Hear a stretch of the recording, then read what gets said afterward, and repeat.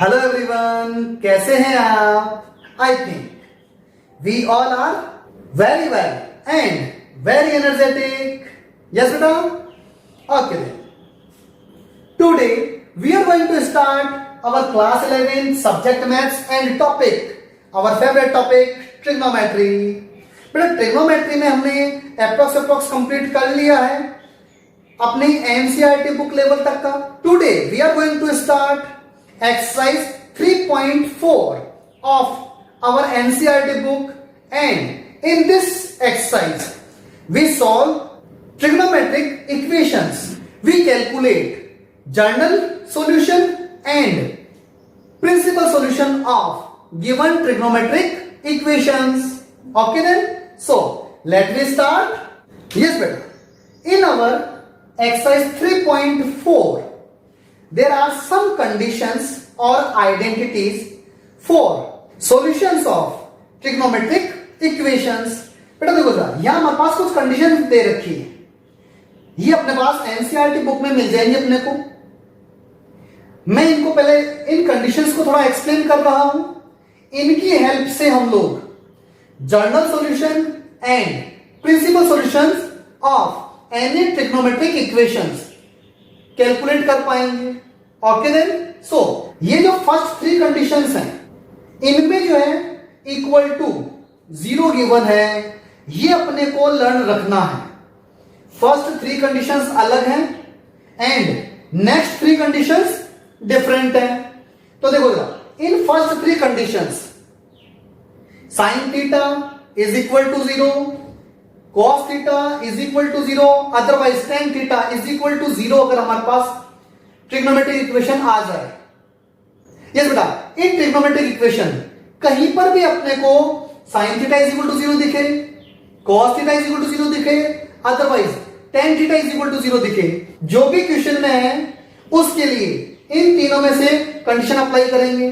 अगर हमारे पास sin theta is equal to zero कहीं इक्वेशन में आती है, इसका general solution theta is equal to n pi होगा, where n is any integer, means value minus में भी आ सकती है, प्लस में भी आ सकती है. एन की वैल्यू -1, -2, -3, 0, 1, 2, 3 कुछ भी हो सकता है.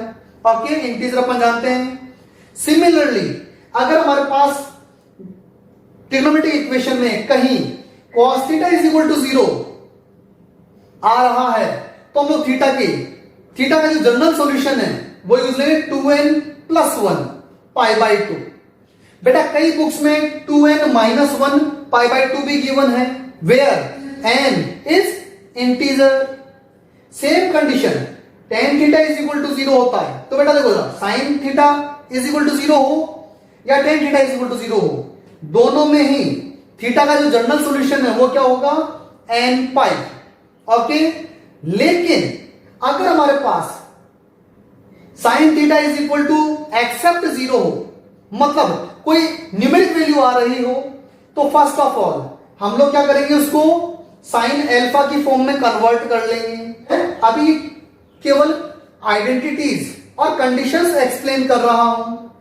ये सब के सब जो है हमारे पास अच्छे से अपने को समझ में आएगी जब हम लोग इनको क्वेश्चंस पे अप्लाई करेंगे.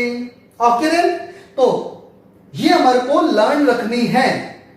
Sign theta is equal to क्या हो, एक्सेप्ट जीरो, मतलब कोई न्यूमेरिक वैल्यू हो तो पहले इसको क्या करेंगे, साइन की फॉर्म में कन्वर्ट कर लेंगे न्यूमेरिक वैल्यू को, और फिर थीटा की जनरल सॉल्यूशन होगा वो होगा n pi plus -1n alpha. जो भी यहां पे एंगल आएगा उस एंगल को यहां पे हम लोग मेंशन कर देंगे. यहां पर भी n क्या है, इंटीजर है.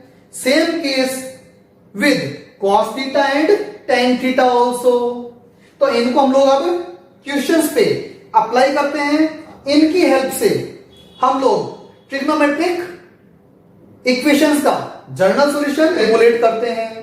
Okay then, I am taking exercise 3.4.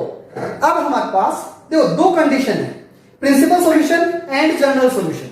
बेटा प्रिंसिपल जो सॉल्यूशन आता है हमारे पास वो 0 to 360 के बिटवीन जो फर्स्ट वैल्यू कैलकुलेट होती है दैट इज प्रिंसिपल वैल्यू. अब जैसे देखो sin theta is equal to 1/2 है तो साइन थीटा हमारे पास 0 to 360 दो क्वाड्रेंट में पॉजिटिव आता है, फर्स्ट क्वाड्रेंट में एंड सेकेंड क्वाड्रेंट में।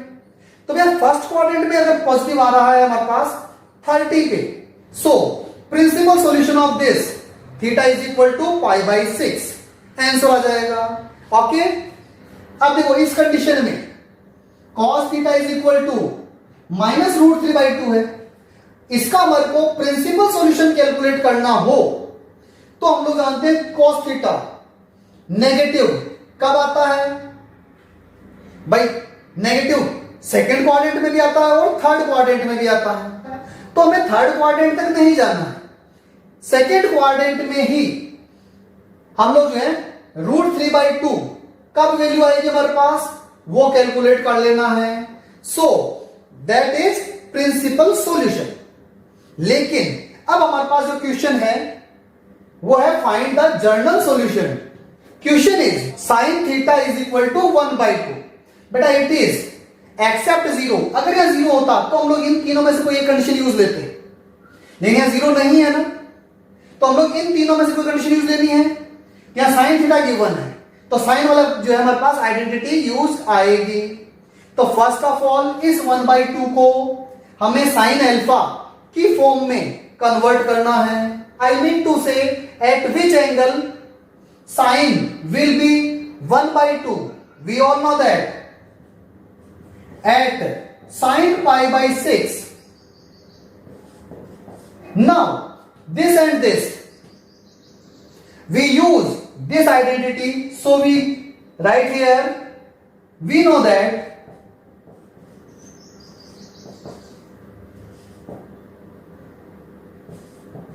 if sin theta is equal to sin alpha, then theta is equal to n pi plus -1 raised to power n alpha, where n belongs to z.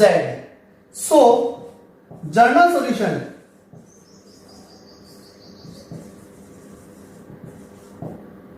of given equation theta is equal to, we use this n pi plus -1 raised to power n, और बस हम लोग करना क्या है, केवल इस alpha को यहां इससे रिप्लेस कर देना है। So it is π/6 where n belongs to z। That is our solution. इसमें ज्यादा कुछ नहीं करना होता है, केवल हमारे को अगर ये कंडीशंस, ये आइडेंटिटीज लर्न हो तो हम लोग इजीली इनको कैलकुलेट कर सकते हैं।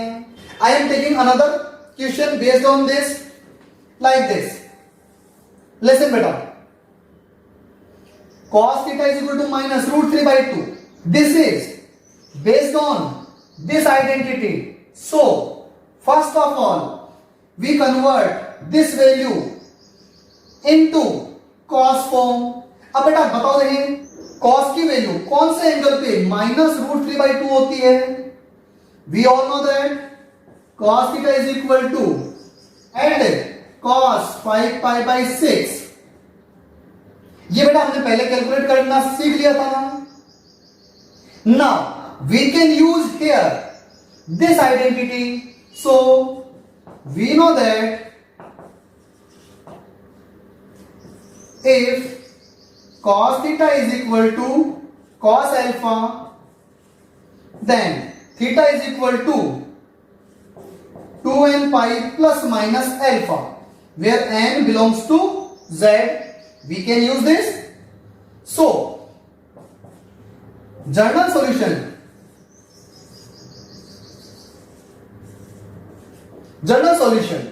क्या हो जाएगा, theta is equal to 2n pi plus minus what is alpha? Alpha is 5π/6, 5π/6, where n belongs to z. That is our answer.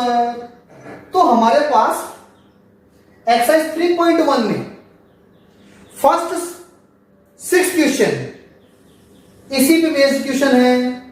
Okay, can you calculate these questions based on same topic? तो पहले हमने इसको calculate कर लिया। Now I am taking next topic of exercise 3.4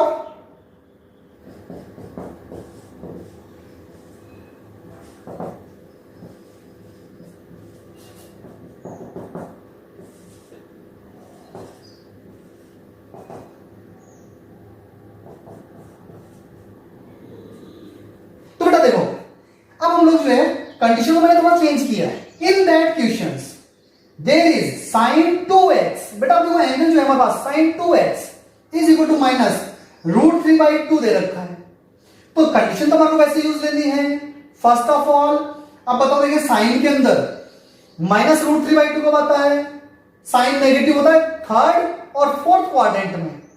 तो हमें fourth quadrant में नहीं जाना है, थर्ड क्वाड्रेंट में ही हमारे पास वैल्यू कैलकुलेट करते हैं। So we have sin 2x is equal to sine, अब बताओ एंगल क्या होना चाहिए हमारे पास? Yes, we all know that 4π/3।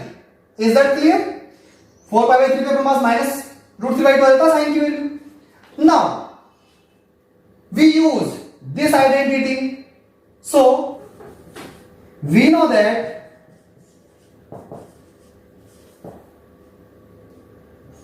if sin theta is equal to sin alpha, then theta is equal to n pi plus minus 1 raised to power n alpha, where n belongs to z.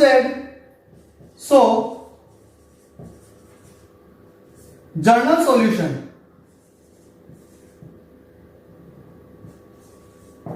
क्या हो जाएगा हमारे पास? 2x। अब बेटा यहाँ पे theta की जगह क्या है हमारे पास? 2x है। So 2x is equal to n pi plus minus 1 raise power n, और अल्फा की वैल्यू क्या है हमारे पास? 4π/3। अब हमें तो x की वैल्यू कैलकुलेट करनी है। So we divide all terms by 2, then x is equal to n π/2 plus minus 1 raise power n। जैसे हम लोग यहां पे 2 से डिवाइड करेंगे तो 2 और 4 कैंसिल आउट हो जाएगा। So we have 2π/3, that is our answer. Is that clear? Yes बेटा। बेटा सेम पैटर्न पे अब सुनो जरा, अगर मैं इसको यहां पे 0 ले लेता हूं, सपोज दैट क्वेश्चन मैंने चेंज किया, cos 3x is equal to 0, तो अगर 0 आ जाता है तो फिर हम लोग इन तीनों यूज नहीं लेना है अपने को, इन तीनों में से कंडीशन यूज आएगी। Like cos 3x is equal to 0 means second case.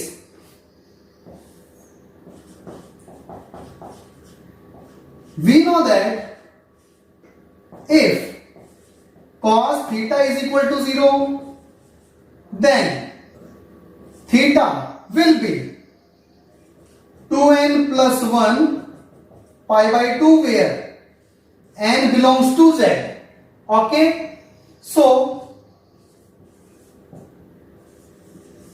General solution क्या हो जाएगा हमारे पास? 3x is equal to 2n plus 1 π/2। अब बेटा यहां पे 3x है, तो क्या करेंगे हम लोग? इस 3 से डिवाइड करेंगे। So x is equal to 2n plus 1 π/6, that is our answer, where n belongs to z। Is that clear? तो बेटा ऐसे क्वेश्चंस हमारे पास 3.4 एक्सरसाइज में दे रखे हैं। You should solve them, practice them.